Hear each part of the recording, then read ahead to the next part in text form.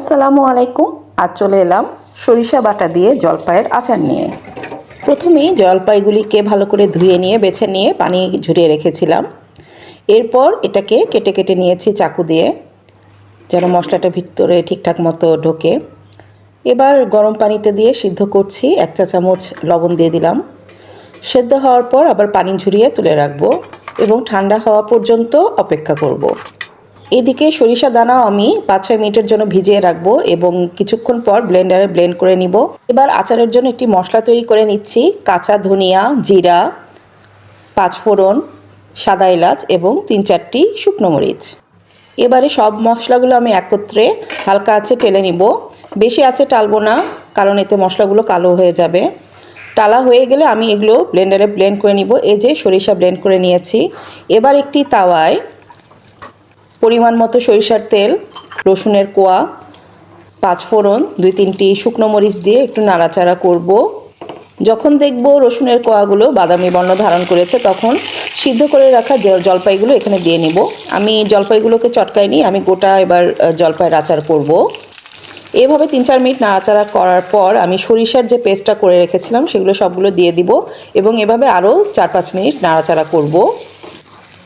এরপর আমি খেজুরের গুড় দিয়ে দিচ্ছি ভেঙে ভেঙে। আপনারা চাইলে এখানে চিনিও ব্যবহার করতে পারেন। যেহেতু এখন খেজুরের গুড়ের সিজন, এজন্য আমি খেজুরের গুড়টাই ব্যবহার করেছি। আস্তে আস্তে খেজুরের গুড়টা মিশে যাবে জলপাইয়ের সাথে, পানি ছাড়বে।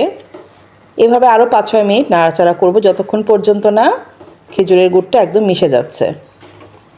খুব সুন্দর একটা ঘ্রাণ আসছে। এ পর্যায়ে আমি 1 চা চামচ লবণ দিয়ে দিলাম। এরপর আমি যে মশলাটা তৈরি করে রেখেছিলাম সেই মশলাটা উপর দিয়ে ছড়িয়ে দিব। মশলাটা আধ ভাঙ্গা হতে হবে, তাহলে খেতে খুব টেস্ট হয়। আমি আরও এভাবে 4-5 মিনিট নাড়াচাড়া করে নিব, রান্না করে নিব এবং রান্নার প্রায় শেষ পর্যায়ে এখানে সাদা সিরকা বা ভিনেগারটা দিয়ে দিচ্ছি। ভিনেগার বা সাদা সিরকা দিলে আমরা জানি আচারকে অনেক দিন সংরক্ষণ করা যায়। এই তো আমার আচার প্রায় হয়ে এসেছে। খুব সুন্দর একটা ঘ্রাণ আসছে। আচার হয়েছে কিনা এটা দেখার আরেকটা পদ্ধতি হচ্ছে, আমি স্প্যাচুলায় দাগ টেনে নিব। যদি দেখি যে না ঠিকঠাক মতো দাগ টানা যাচ্ছে, তার মানে আমার আচারটা হয়ে এসেছে এবং পানির যা ছিল টেনে নিয়েছে। এবারে আমি সরিষার তেল গরম করে এখানে আরও 4-5 কোয়া রসুন দিয়ে একটু গরম করে নাড়াচাড়া করব এবং লাল লাল হওয়া পর্যন্ত অপেক্ষা করব। এই গরম তেল সহ রসুনকে আমি যেই পাত্রে সংরক্ষণ বা যে কৌটায় সংরক্ষণ করব কাচের, তার মধ্যে ঢেলে দিব। এতে আচারের যে টেস্ট অনেক ভালো থাকে এবং অনেক দিন পর্যন্ত টাটকা থাকে।